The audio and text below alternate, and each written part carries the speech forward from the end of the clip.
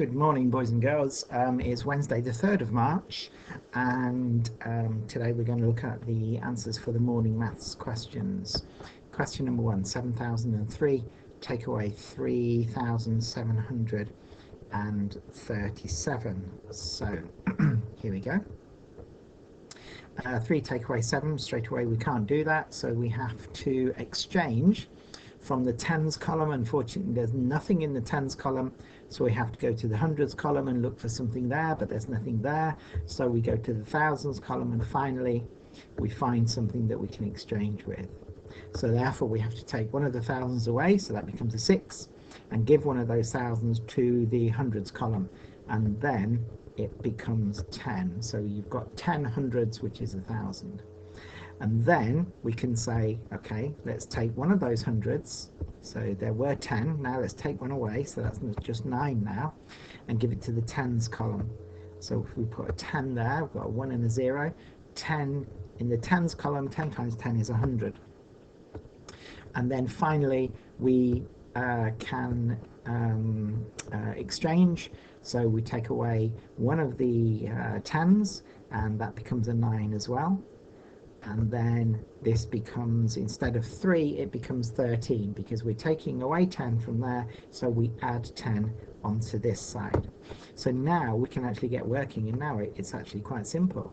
So 13 take away 7 is, of course, 6. 9 take away 3 is, of course, 6. 9 take away 7 is, of course, 2.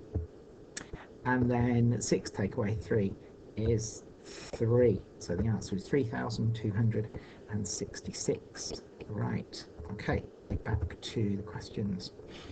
Question number 2. What is 6 times 62? So we will, there's lots of different ways we can do this, but let's partition. So if we partition 62, we get 60. So 6 times 60 is 360. And then 6 times 2 is 12, so therefore the answer is 372. Okay? Now, next question. 6 times 72. Well, 6 times 70 is 420. And then we add 6 times 2. Well, 6 times 2 is 12, so we add 12. And so the answer is 432. Okay, 432. And then, pardon me, and then 6 times 82. Well, 6 8s are 48, so therefore 6 times 82 is going to be 480. There we go. And then 6 times 2, once again, is 12. So the answer is going to be, this time, 492. Okay, now can you see with these questions, because there's a 2 in the ones column, there and there and there, we always have to add 12 to each of these numbers. That, I just thought that looks like an addition, multiplication, so that's addition. Okay, and then this is 6 times 60, so we've got 360, and then we've got 420, and then we've got 480. So these parts of the answers are going up in 60s. Okay, on to question number 3. Divide these numbers by 9.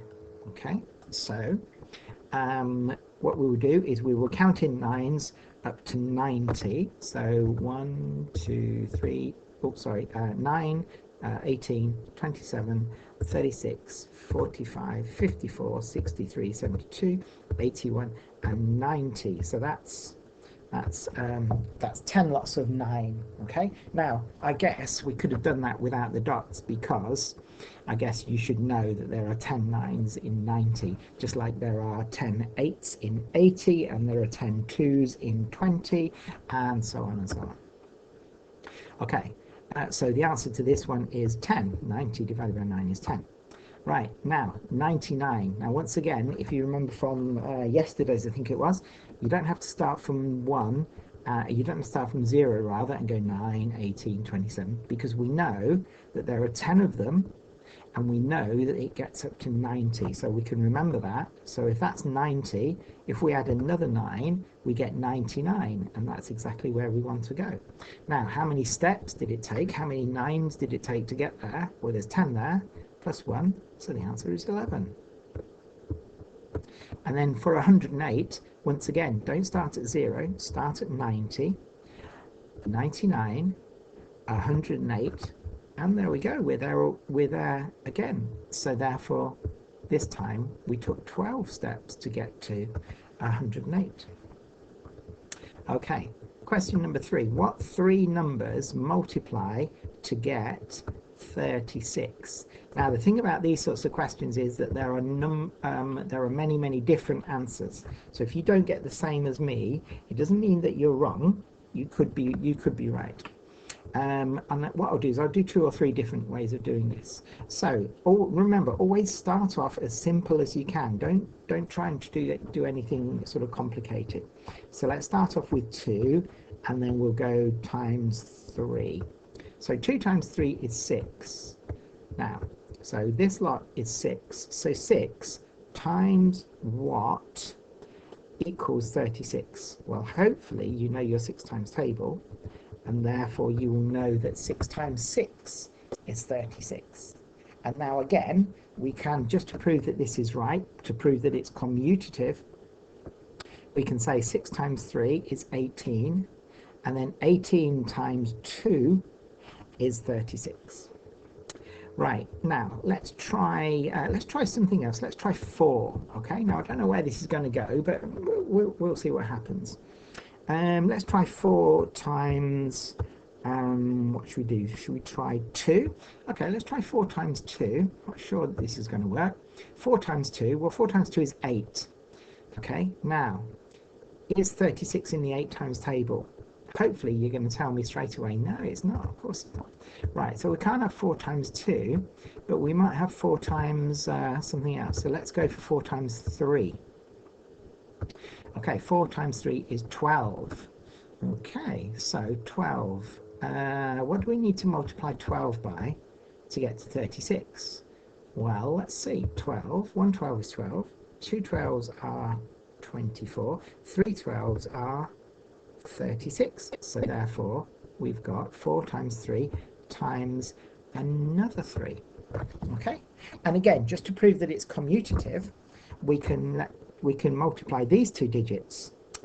3 times 3, well, 3 times 3 is 9, times 4 is 36. Right, let's try a bigger number. Let's start with 6. Okay, so let's go with 6. 6 times 3. Okay, well, 6 times 3 is 18. Now, I'm beginning to think this is a little bit suspicious. So 18 times 2 is 36. So that's the correct answer as well. But hopefully you will notice that this answer actually is the same as this answer. Okay, the numbers are in a different order, but with multiplication, it doesn't matter what order the numbers are in because it's commutative. Okay, so hopefully you got one of those answers or something fairly close. Okay, question number 5. Calculate 4.5 kilograms, take away 2 kilograms, 234 grams. So that's on this page here. Okay, so now we're talking about grams, and we're talking about grams, so we'll put a G there. I'll put a G there because the answer will be in grams as well. And this is a subtraction, so therefore 0 take away 4 can't do that, can't exchange from that, can exchange from that. So let's take that down to a 4, that becomes a 10, and then exchange from that 10 to become 9, and that becomes a 10. So now 10 take away 4 is 6. Okay, 9 take away 3 is 6. 4 take away 2 is 2. This is turning out to be quite simple. And then 4 take away that 2 is also 2. Okay, so 4.5 kilograms take away 2 kilograms and 234 grams is 3266 grams. Okay, back to this. And then finally, question number 6. So question number 6, it says the sum of two numbers is 18, difference is 3, the product, what is the product?